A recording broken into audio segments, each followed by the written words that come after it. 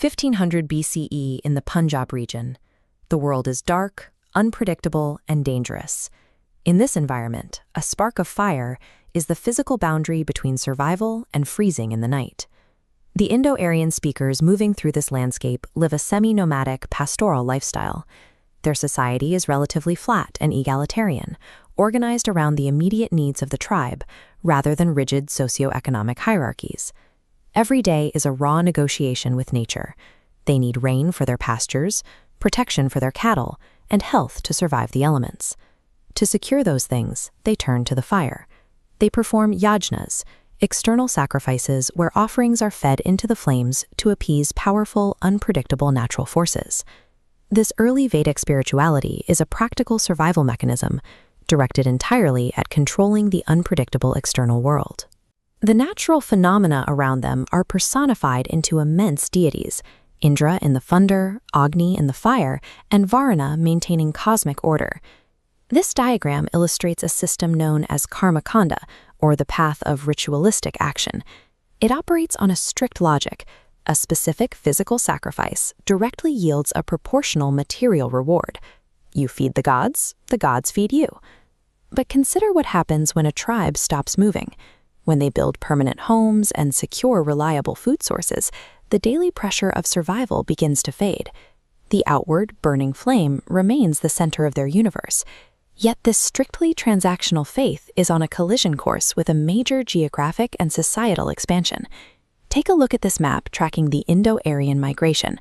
Over centuries, they transition out of the Punjab, moving east into the fertile Gangetic plains. Here, they establish a settled agricultural society. With agriculture providing surplus resources, the quick, practical fire rituals of the nomads scale up. They become massive, elaborate, community-wide ceremonies requiring immense wealth and time. To manage this complexity, a new set of prose texts is written, the Brahmanas. These act as highly detailed operating manuals, dictating the exact pronunciation and precise physical execution of every sacrifice. The priests who memorize these manuals, the Brahmins, consolidate immense societal authority.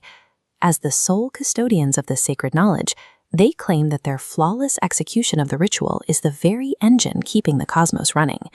The spark that once kept a family warm in the dark is now an institution.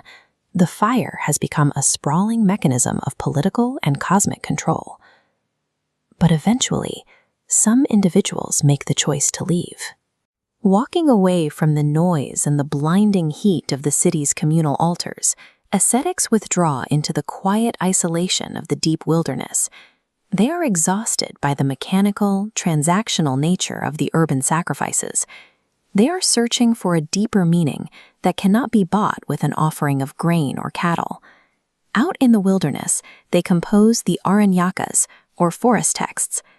These writings introduce a bold idea. The physical performance of the ritual is unnecessary if the participant understands its symbolic truth. By moving into the forest and abstracting the flame, these thinkers sever the tie between spiritual insight and material wealth, breaking the monopoly held by the institutional priests. The setting of spiritual life shrinks from massive public altars to intimate, dimly lit clearings. Here, seers sit with small groups of students, engaging in rigorous philosophical dialogue. These conversations form the Upanishads. These texts completely rewrite the objective of human existence. The goal is no longer earthly prosperity, but moksha, liberation from samsara, the continuous cycle of birth and death. This split-screen model maps the transition. Left, karmakanda, outward ritualistic action. Right, jnanakanda, spiritual knowledge. As the model shifts, the flame moves inward. The physical altar becomes the human body. Mundane acts like breathing are reimagined as the sacred sacrifice. The ritual is now a psychological process. The mind and body serve as the ultimate altar. In these forest dialogues, two concepts emerge. The first is Atman, the eternal individual soul. The second is Brahman, the ultimate, unchanging cosmic reality that underpins the universe. Look at how these two shapes representing Atman and Brahman interact. After a millennium of thought, the forest seers reach the conclusion that the individual soul and the universal spirit are identical. The ancient tribes started out terrified of the thunder and the fire, projecting them into the sky as external gods. Centuries later, they find those exact same forces resting quietly inside their own consciousness. By pulling the sacred fire into the mind, these thinkers birthed classical Vedanta, laying a metaphysical foundation that continues to guide Hinduism today.